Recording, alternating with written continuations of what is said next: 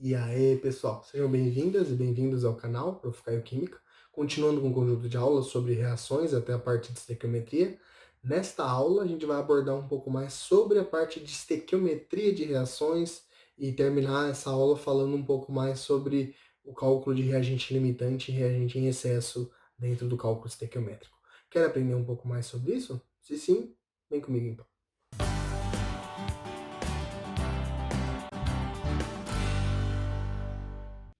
Vamos lá, então, pessoal, continuar com o conjunto de aulas que a gente está comentando sobre reações, balanceamento de reações, depois comentamos sobre o conceito de mol e a sua relação com o número de partículas e com a massa. E nesta aula a gente vai comentar um pouco mais já sobre a estequiometria de reações. Assunto bastante importante aí, tanto com relação à parte de interpretação, né, de quantidades que envolvem todas as reações químicas, como aplicação disso em diferentes setores, por exemplo, até de âmbito industrial também, que a estequiometria ela é extremamente importante na química para, por exemplo, prever a quantidade de substâncias que vão ser formadas e proporção entre reações. Então vamos começar a comentar então mais sobre a estequiometria. Primeira coisa que a gente precisa deixar clara é que a estequiometria é exatamente aquilo que eu já tinha comentado, que é uma interpretação quantitativa das reações. Isso é extremamente importante, porque as reações ocorrem, os compostos interagem, os compostos se combinam, os compostos têm determinadas propriedades qualitativas. Porém, quando a gente quer de alguma forma determinar como que as reações ocorrem em termos de quantidade, quanto de cada composto vai reagir um com o outro, em qual proporção, para formar qual quantidade de produto, normalmente é com a estequiometria, com os cálculos, se utilizando da estequiometria, que a gente vai conseguir resolver todos esses problemas, né? Ok. Só que sempre que a gente fala desse assunto, uma coisa que é bastante importante a gente prestar atenção é no que a gente chama de coeficiente estequiométrico. Então lembra que quando a gente comentou lá daquela parte de balanceamento de equações químicas, que quando a gente faz o balanceamento, é nada mais do que um ajuste desses coeficientes estequiométricos, se fica na frente de cada substância que participa da reação, né? Aquele númerozinho que fica na frente, e que normalmente esse coeficiente estequiométrico é o que vai fazer igualar, né, as quantidades dos elementos que tem nos reagentes com a quantidade desses mesmos elementos que tem nos produtos. Mas além do coeficiente estequiométrico fazer isso, é ele que vai nos dar uma interpretação da proporção que vai acontecer numa reação química.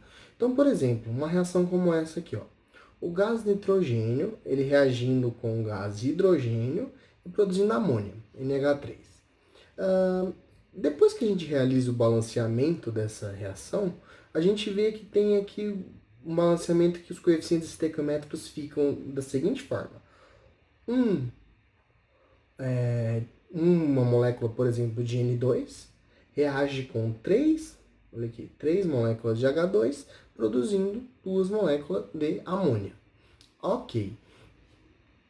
Que informação, quando a gente lê algo desse tipo, vai nos fornecer quando a gente vai olhar do ponto de vista quantitativo das reações? Então, do ponto de vista da estequiometria das reações. Ela que vai nos dar uma ideia dessa proporção que a reação vai ocorrer e também dos produtos que vão formar proporcionalmente a essas quantidades que foi colocada no início da reação. Então, por exemplo, quando a gente tem uma molécula ou um mol de moléculas de N2, só lembrando uma coisinha que a gente viu na aula passada, o conceito de mol.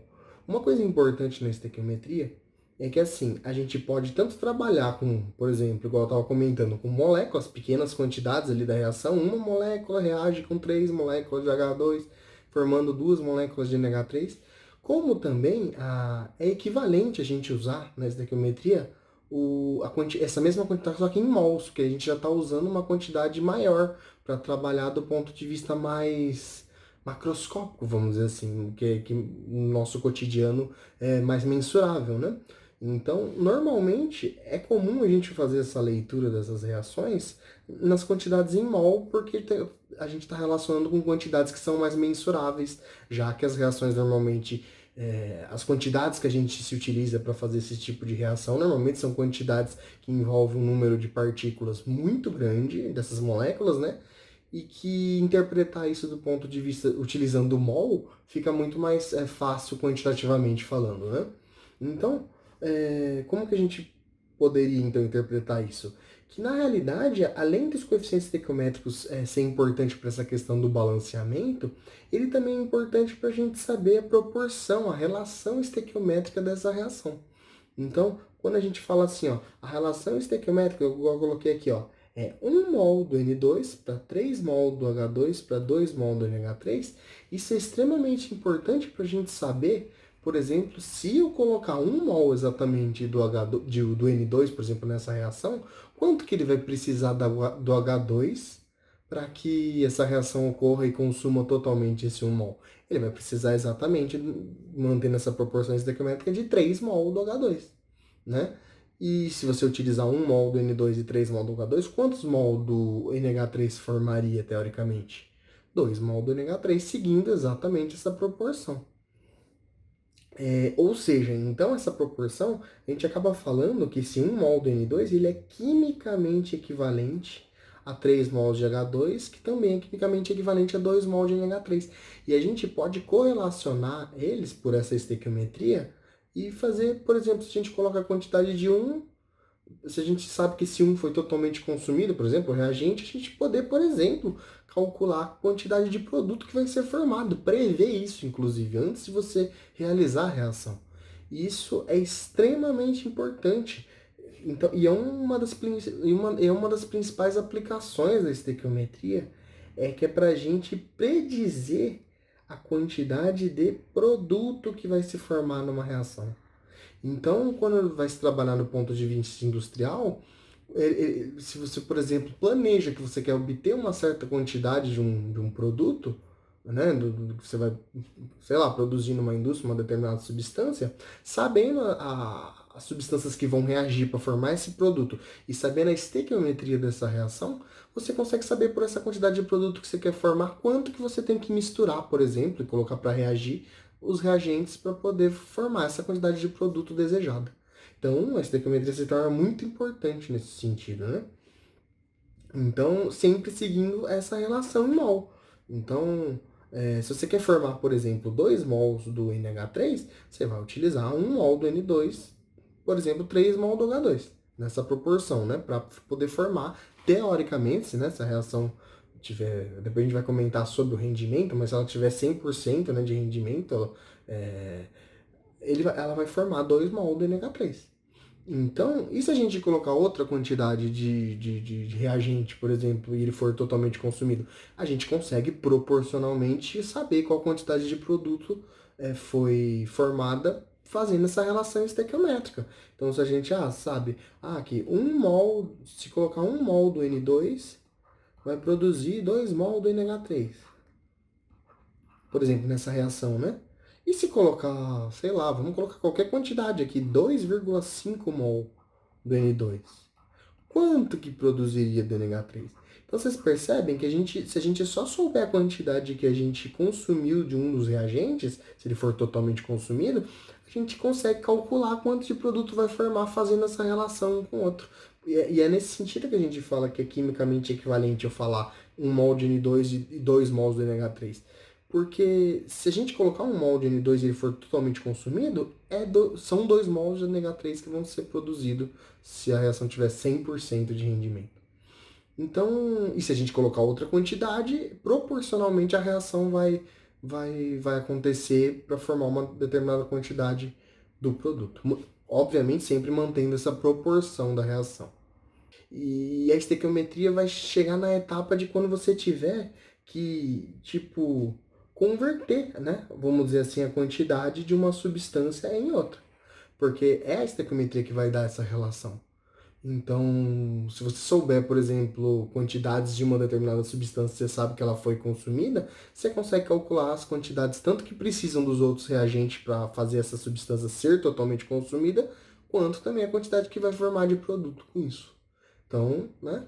É, então, então é ela que vai nos dar essa razão molar, né? Razão entre mol, né? Para converter uma quantidade de uma substância em outra, por elas serem quimicamente equivalentes, né? Nesse sentido. Tá claro isso, então, pessoal?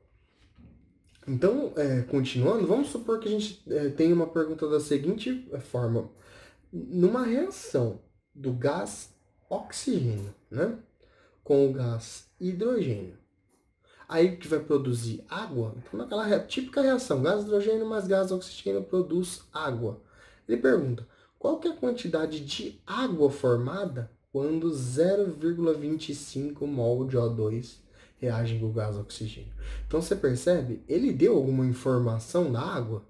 Não, né? Nesse caso não. Mas ele deu informação do O2. E a gente sabendo a informação de pelo menos um dos reagentes, saber que foi consumida uma determinada quantidade desse reagente, pela estequiometria, a gente consegue saber quanto que teoricamente seria formado de água. Só sabendo as quantidades de um dos compostos da reação. Então você percebe a riqueza que a estequiometria nos dá de informação. Você precisa saber a quantidade de um composto só para determinar de todos os outros que vão ser necessários ou que vai formar, se baseando nessa estequiometria, nessa proporção da reação. Então, por exemplo, ele disse que foi que ele pergunta qual a quantidade de água formada quando 0,25 mol do O2 reage com o gás hidrogênio. Percebe que ele não colocou aqui a quantidade do gás hidrogênio, mas estamos supondo que a reação vai ser baseada no consumo total dessa quantidade de 0,25 mol do O2. Então é nela que a gente vai se basear num caso como esse, tá? Então vamos primeiro analisar a reação. A reação conforme eu já tinha dito, né? H2 mais O2 produzindo água. A primeira coisa, sempre que vocês forem trabalhar com estequiometria, que vocês precisam fazer é balancear a reação. Essa é a primeira etapa que é importantíssima, porque se você não fizer isso, não balancear, provavelmente a proporção nessa reação vai estar errada. E se a proporção estiver errada, todo o cálculo estequiométrico que você for fazer relacionando uma substância com outra vai estar errado, porque a proporção está errada. Então, a primeira coisa quando você pegar qualquer coisa que envolva cálculo estequiométrico, balanceia a reação química.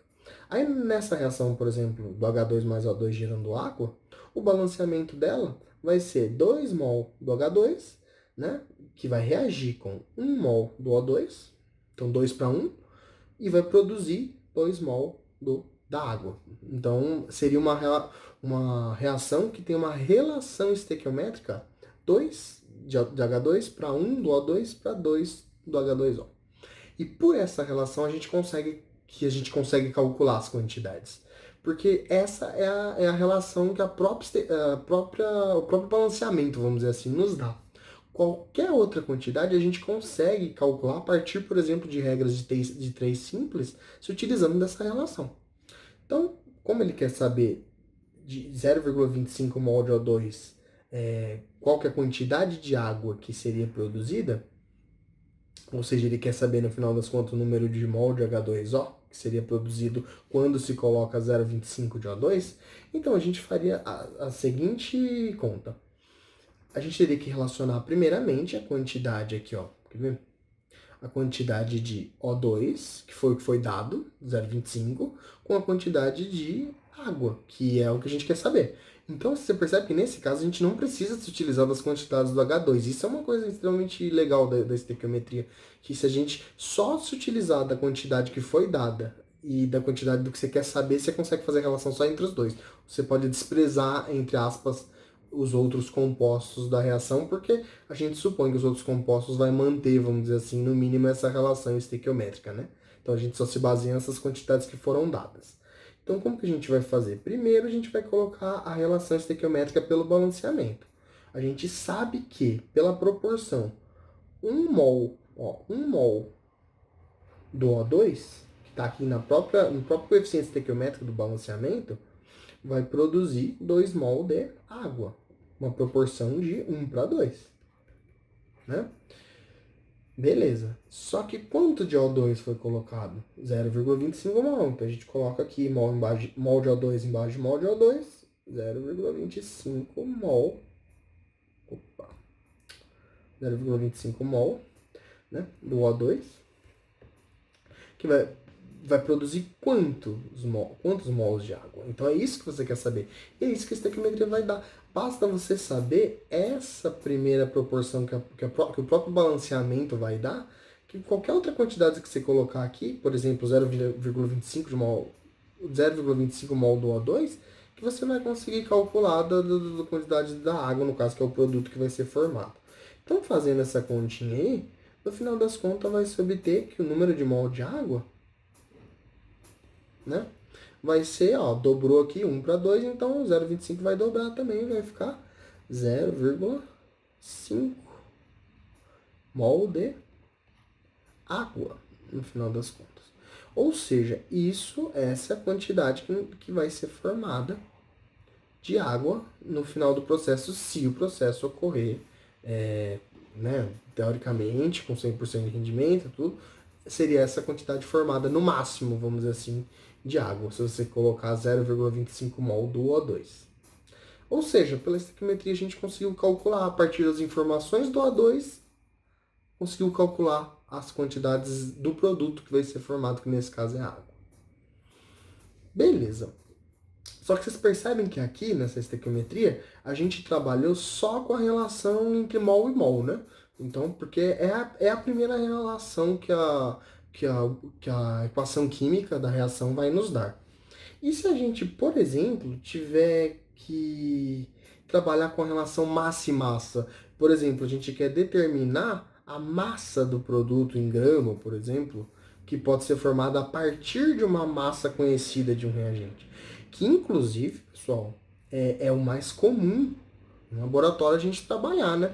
A gente primeiro trabalha com massa, porque é uma quantidade que a gente pode facilmente pesar numa balança analítica e se utilizar desses dados para poder, né, fazer a reação.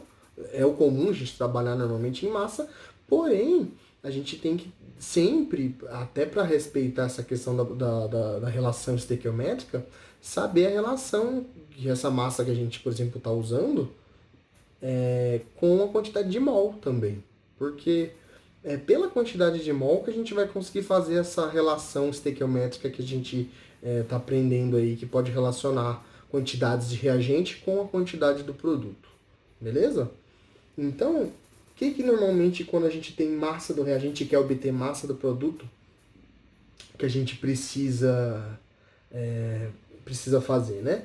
Normalmente, a primeira coisa que a gente vai ter que fazer é converter essa massa do reagente para mol.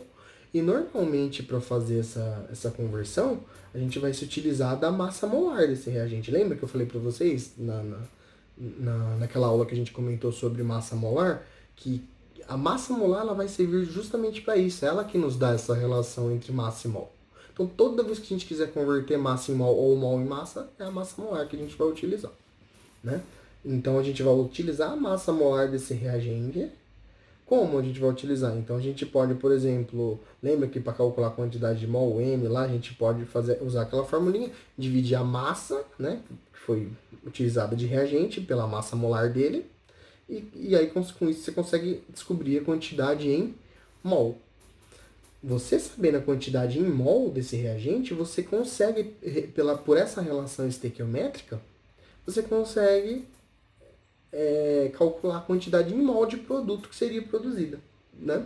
Então, e você sabendo essa quantidade em mol do produto que seria produzida, se você novamente se utilizar da formulinha, só que agora isolando a massa do produto e se utilizando do número de mol que você calculou aqui do produto, vezes a massa molar dele, ó, a massa molar aí de novo para converter agora mol em massa, você consegue com isso calcular novamente a massa do produto. Então vocês percebem? Converte massa em mol usando massa molar. Faz a relação estequiométrica de reagente com o produto para você conseguir saber, de uma certa quantidade do reagente, quanto do produto vai ser formado. E depois que você sabe quantos mol do produto vai ser formado, é só você novamente utilizar a massa molar, só que agora do produto, para converter isso em massa novamente. Com isso, você consegue descobrir a massa de produto que vai ser formada. Então, vocês percebem que essa relação vocês sempre de alguma forma vão ter que fazer. Vocês podem fazer essa relação, às vezes, de uma forma direta, na mesma conta, ou de repente ir fazendo diferentes contas, né, de regra de 3, por exemplo, para ir obtendo, utilizando a massa molar, depois faz a destequiometria, utiliza a massa molar de novo, e aí você consegue calcular a massa do produto, por exemplo, que você vai querer obter. Beleza? Até aí? Obviamente, se você, por exemplo, tiver essa proporção em mol aqui, quiser já converter isso para massa direto, é possível pela massa molar já fazer isso de alguma forma direta. Por exemplo, eu vou usar aqui o exemplo da água e do O2. Você tem, por exemplo, aqui essa proporção aqui, 1 mol do, do O2, ele tem uma razão molar, né? Tá para 2 mol do H2O, que a gente já tinha calculado isso, né? Já tinha visto a relação estequiométrica. O que a gente pode fazer para conseguir converter direto é, no lugar desse mol aqui do O2, lembra que a massa molar ela dá justamente 1 mol daquela substância, quanto que é em massa? A gente já substitui aqui direto. Uma vezes essa quantidade de mol não é justamente a massa da substância para 1 mol, a gente coloca aqui o valor da massa molar, por exemplo, a massa molar do reagente, que no caso aqui vai ser do O2, né? Que aí depois, no final das contas, vai cancelar aqui o mol com o mol da massa molar e vai sobrar aqui em grama. E faz essa relação, como aqui é 2 mol, você faz 2 vezes o mol, que no caso você substitui pela massa molar, que é justamente 1 mol, quanto que vale de massa. E aí você coloca aqui a massa molar da água. E no final você vai obter em grama. Então, se você fizer a massa molar do O2 vezes 1 e a massa molar da água vezes 2, mantendo essa proporção estequiométrica, né? Você vai conseguir saber a proporção em massa. Sabendo a proporção em massa, você calcula direto já. Qualquer quantidade em massa que você colocar, por exemplo, do reagente, você calcula a massa que vai se formar do produto sabendo essa relação massa-massa. Então é possível ser feito direto. Inclusive no exemplo que a gente vai fazer, eu vou fazer dessa forma, porque acredito que é uma forma que é mais rápida de fazer o cálculo. Beleza? Então vamos fazer um exercício sobre essa parte da estequiometria, só para que a gente tenha. Comece a se acostumar com se utilizar disso, né? Vamos lá. Então o que diz esse exercício? Ele fala assim, ó. Para a reação entre óxido de ferro 3, que é justamente esse Fe2O3 aqui, com monóxido de carbono, que é o CO, vai produzir ferro metálico e gás carbônico.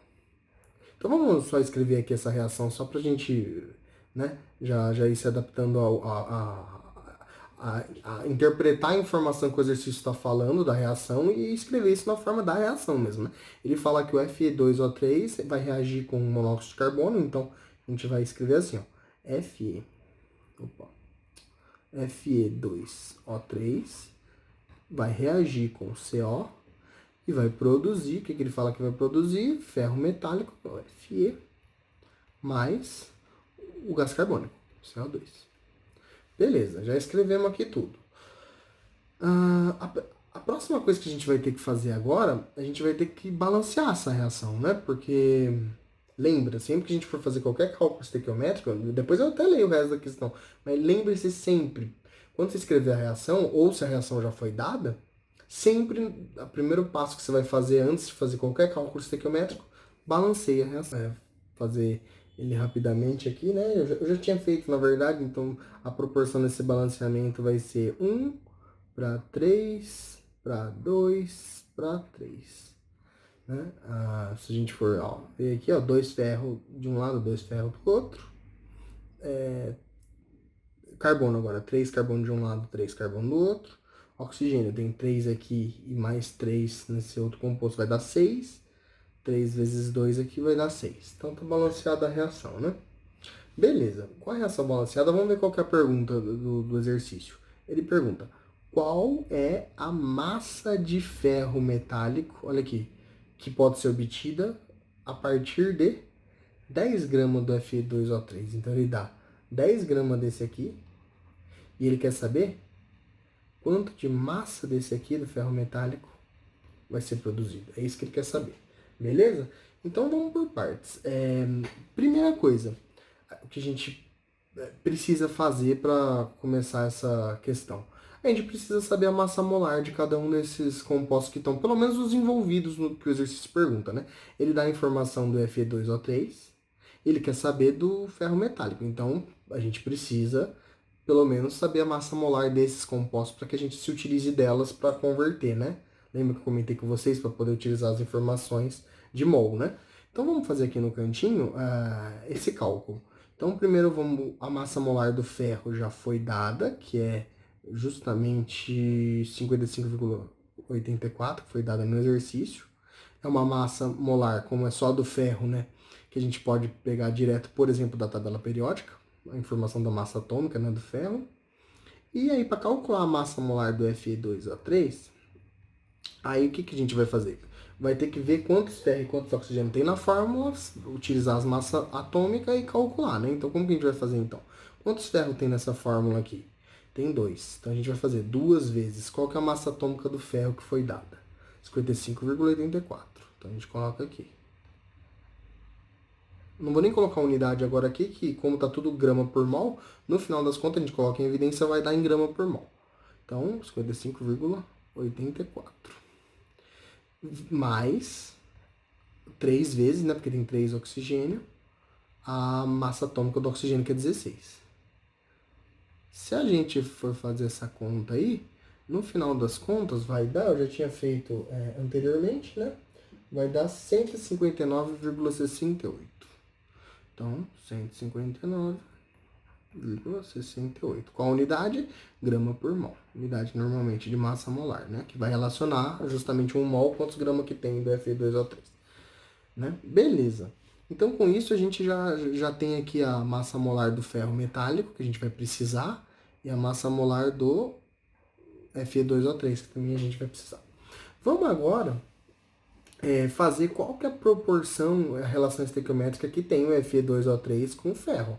Então, a gente sabe que 1 mol do Fe2O3 tá para 2 mol do ferro, pela relação estequiométrica, pelo próprio balanceamento da reação, né? Beleza. Aí agora o que a gente vai fazer então? No lugar do mol, a gente vai substituir justamente o valor da massa molar, porque a gente sabe que 1 mol é a quantidade de massa da massa molar. Então a gente vai fazer assim, ó. Uma vezes no lugar do mol a gente coloca, no caso do Fe2O3, né? 159,68 grama, né?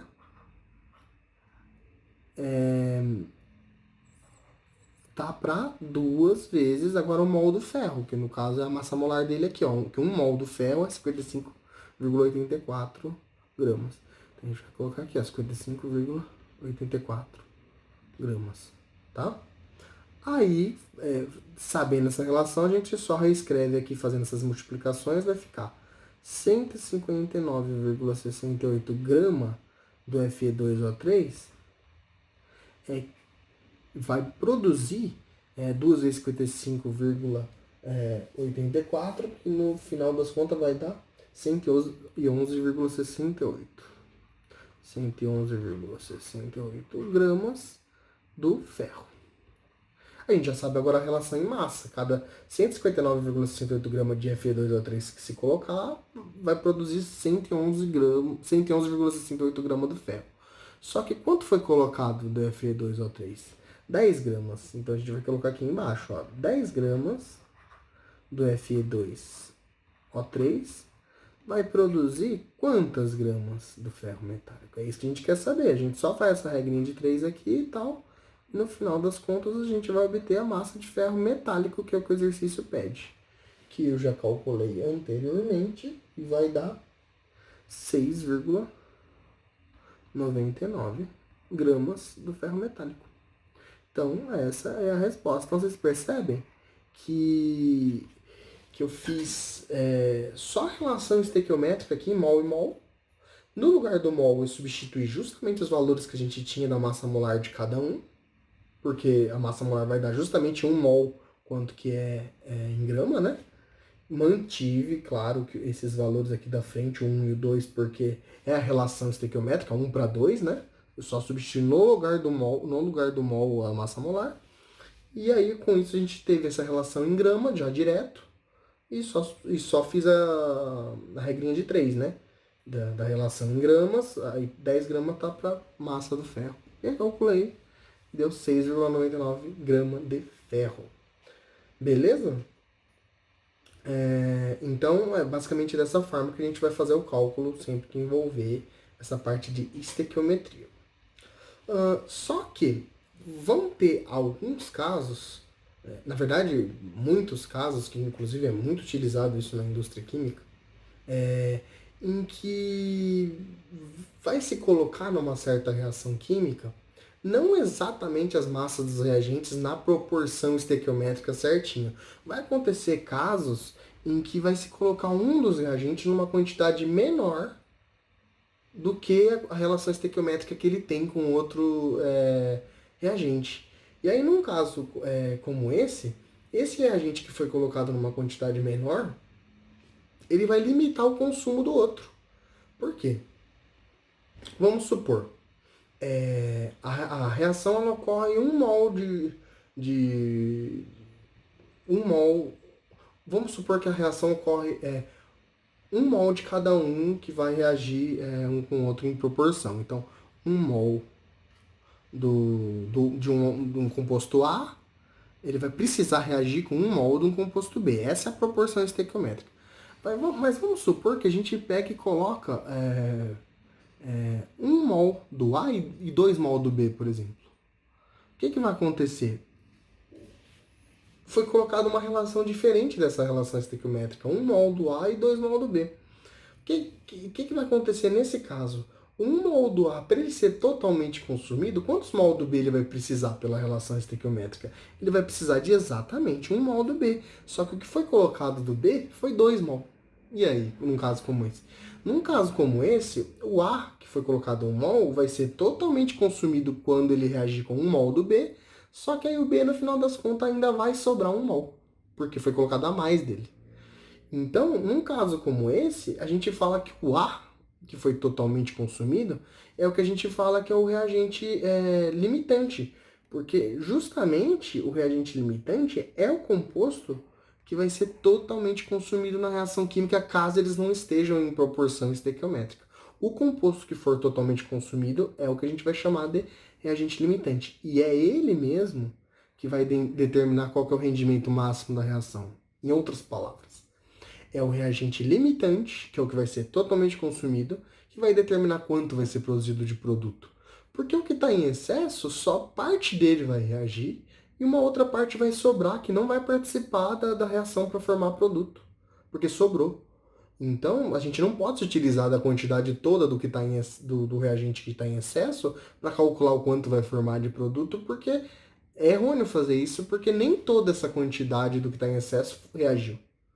Então, sempre que a gente colocar quantidades de reagentes, que, tipo, tem 2 reagentes reagindo, que a gente colocou em quantidades que não está seguindo exatamente essa relação estequiométrica, a gente vai precisar descobrir qual que é o reagente que está limitando a reação, que é o que vai ser totalmente consumido.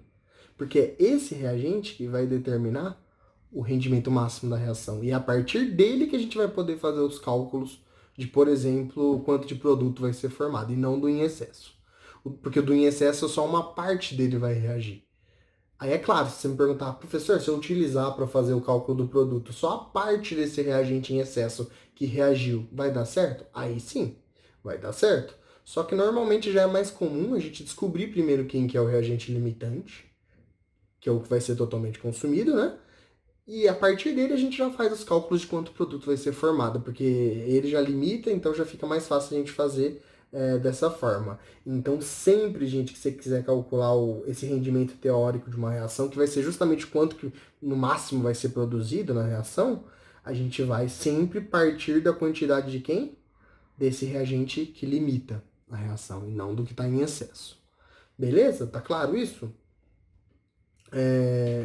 Então, existe uma forma normalmente que a gente se utiliza para calcular essa quantidade do reagente limitante. E como que é que a gente faz normalmente?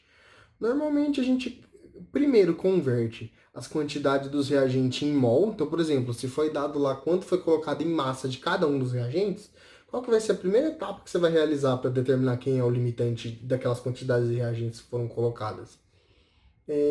Quanto em mol tem de cada um. Então, quanto em mol foi colocado de cada um. Essa é a primeira etapa que você sempre vai fazer. Depois, o que você vai fazer na segunda etapa? Escolher um desses reagentes que você colocou lá a certa quantidade dele e fazer uma regrinha de 3 utilizando a relação estequiométrica que ele tem com o outro reagente pelo balanceamento. Então, eu sei que a relação estequiométrica entre o composto A e o B que vão reagir é 1:2. Então, você vai fazer 1 mol do A tá para 2 mol do A. E o tanto que eu coloquei do A, de um deles só, do B, se eu ainda não preciso usar o tanto que você colocou, o quanto que eu coloquei do A, quanto que formaria? Formaria não, desculpa, que reagiria com o B. Aí você vai calcular o quanto que precisaria de B para reagir com esse A que foi colocado. Aí, o que você vai fazer? Você vai comparar essa quantidade do B que vai ser necessária para reagir com o A, teoricamente, com a quantidade do B que efetivamente foi colocada. Porque você vai ver que, tipo, provavelmente vai ser diferente se tiver essa questão de reagente limitante em excesso. E se for diferente, você vai ter que ver se essa quantidade que foi colocada está acima do quanto que foi necessário do B ou se está abaixo do quanto que foi necessário do B pela estequiometria. E, e aí, com isso, você vai conseguir determinar se o A ou se o B, que é o reagente limitante, e, consequentemente, o outro vai ser o reagente em excesso, que é o que vai sobrar na reação, no final das contas, depois que a reação for, tipo, acontecer e consumir totalmente o reagente limitante.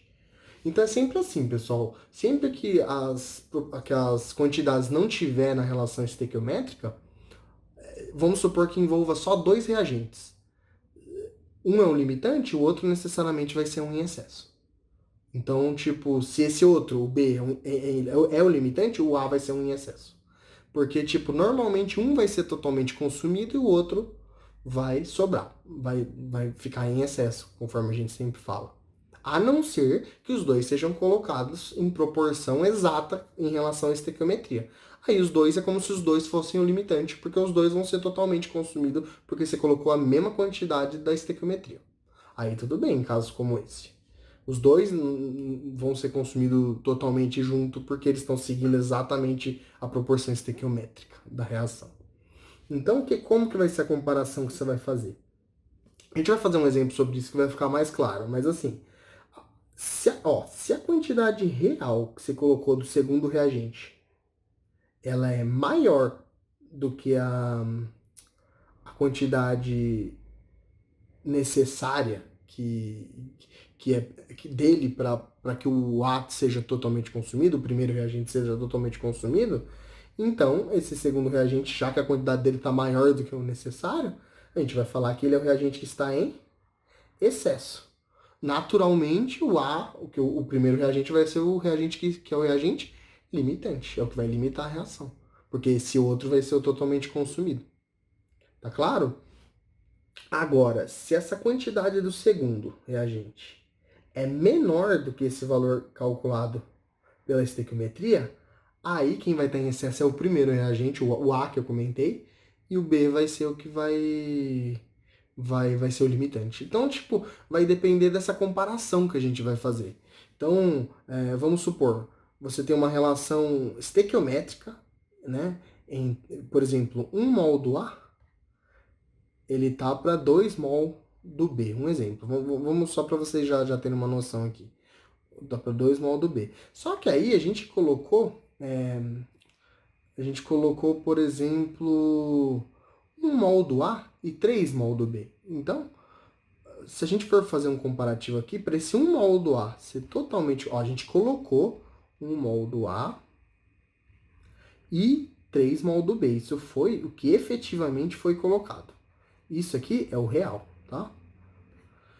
Esse é o da estequiometria. 1 mol do A tá para 2 mol do B. Então, para esse 1 mol do A ser totalmente consumido, quantos mol do B vai precisar? 2. Só que quantos mol do B foi colocado se a gente comparar esses dois, ó? Precisaria de 2, mas foi colocado 3. Vocês concordam comigo que o real está acima do que precisaria? Então, o reagente B está em excesso nesse caso. Agora, vamos supor que tivesse sido colocado 0,5 aqui. Ele precisaria de 2 aqui para ser totalmente consumido, né? Então, como foi colocado 0,5 do B, o A vai ficar em excesso e o B vai ser o limitante. Então, é essa comparação que vocês vão ter que fazer. E a gente vai fazer agora um exercício que vai determinar justamente isso. Vamos então fazer esse exercício, pessoal, para treinar um pouco mais essa questão do reagente limitante.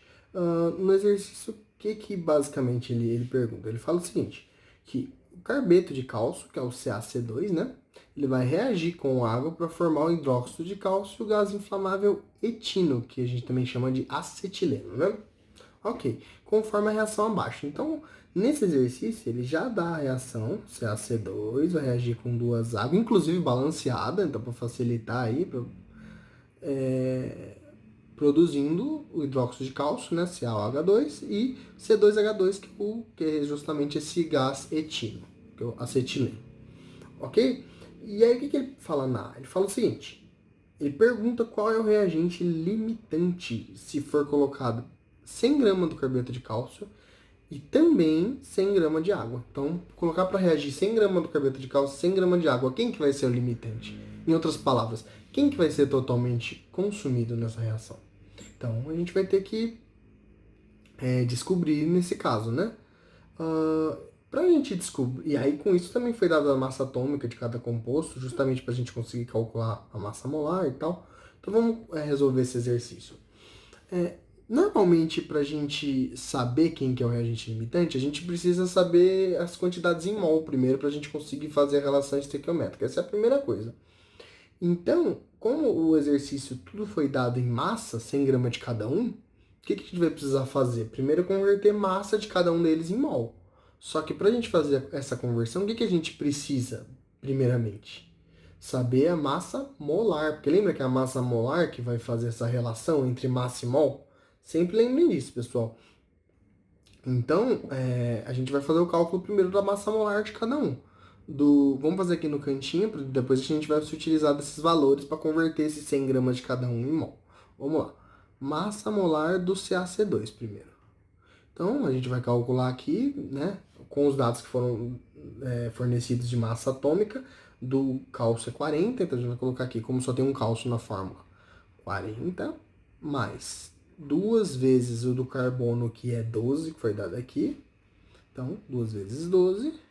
Com isso, a gente calcula a massa molar do CaC2, que vai ser 2 vezes 12, que dá 24, né? 24 mais 40, 64 gramas por mol, que é a unidade de massa molar.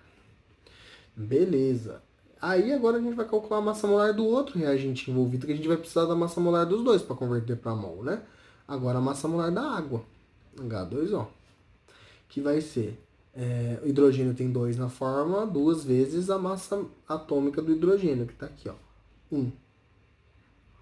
Mais, o oxigênio só tem 1 na fórmula, a massa atômica dele que é 16. Então vai ficar 2 vezes 1, 2, 2 mais 16, 18. 18 gramas por mol. Então, com isso, a gente já sabe agora a massa molar de cada um dos reagentes utilizados para converter isso para mol. Sabendo essa massa molar, o que a gente vai fazer agora aqui no exercício? Primeira coisa que a gente vai fazer é descobrir o número de mol de cada um. Descobrir o número de mol do CaC2 primeiro e depois da água. Então, do CaC2, como que calcula o número de mol? É massa pela massa molar, né? Então, a massa que foi colocada, quanto que foi de carbeto de cálcio aqui, ó? 100 gramas. Dos dois foi 100 gramas, né? E qual que é a massa molar do carbeto de cálcio que a gente calculou lá, ó? 64 gramas por mol.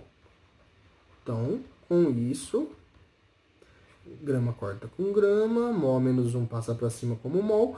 No final das contas vai ficar 100 dividido por 64. Que eu vou usar a minha colinha aqui que eu já tinha feito. Vai ser 1,56 mol o resultado. Então, essa é a quantidade que foi colocado do CaC2. Ok. Vamos agora calcular o número de mol que foi colocado de água. que vai ser o mesmo esquema, 100 gramas que também foi colocado de água.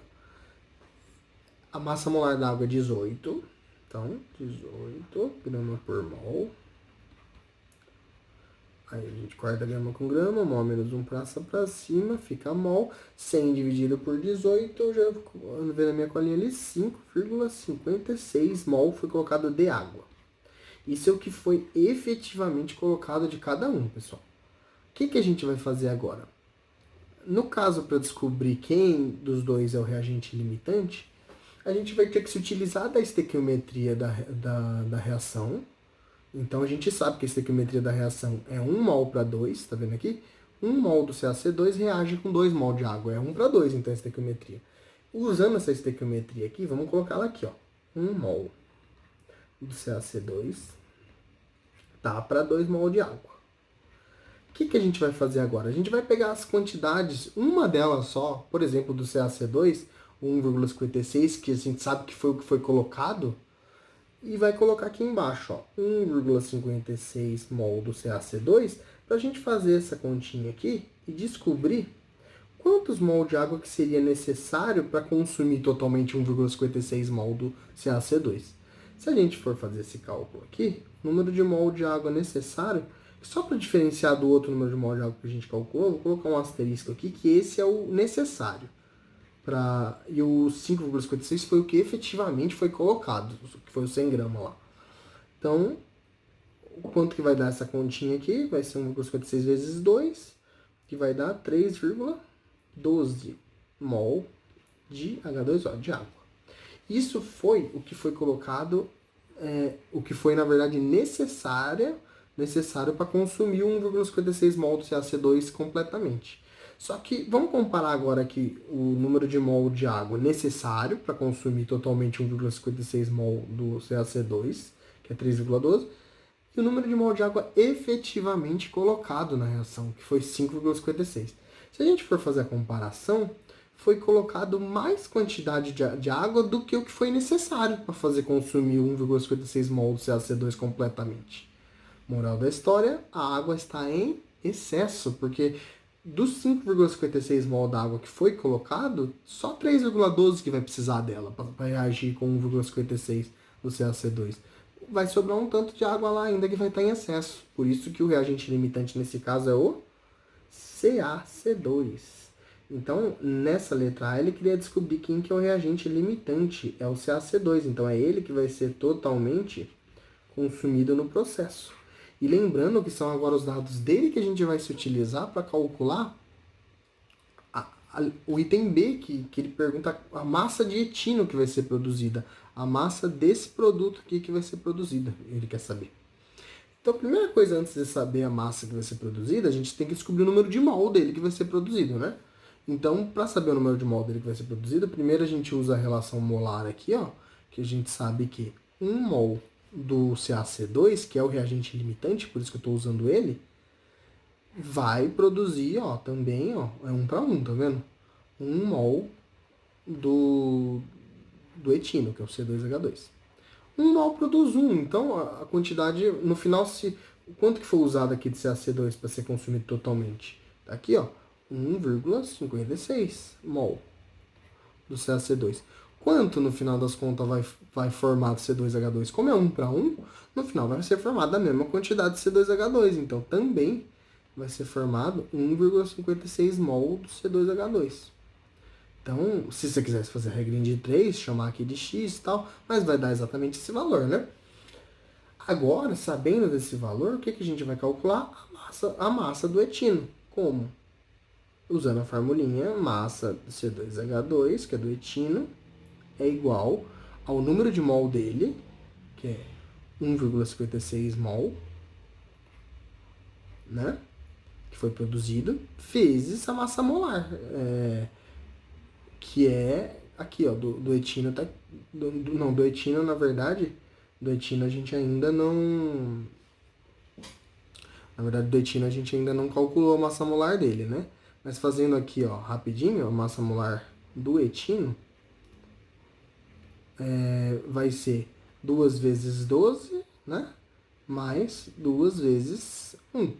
Então vai ficar 24 com 2, 26. Então 1,56 vezes 26 grama por mol, né? Aí, no final das contas, mol com mol vai cortar, vai sobrar grama, que é justamente a massa dele. Então, depois de realizar os cálculos, o valor do etino que vai ser produzido é 40,56 gramas do C2H2. Então, esse é o valor que o item B do exercício pede. Beleza? E para finalizar, agora a gente vai ter que calcular no C, ele pergunta que massa, ó, do reagente em excesso permanece depois que a reação se completa.